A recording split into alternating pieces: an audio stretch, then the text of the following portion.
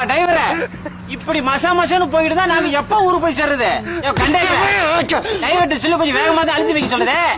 எந்த ஊரியா நீ? கஞ்சம்பட்டி. இங்க எங்க வந்த? என் குழந்தைய சடங்கு வந்திருக்கோம். இது யாரு? என் பொண்டாட்டி. கொஞ்சம் அனுப்புறியா?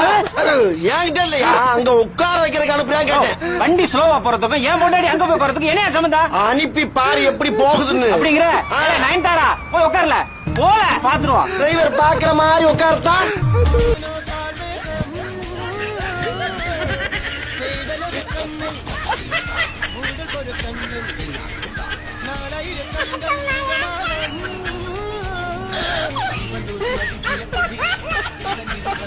I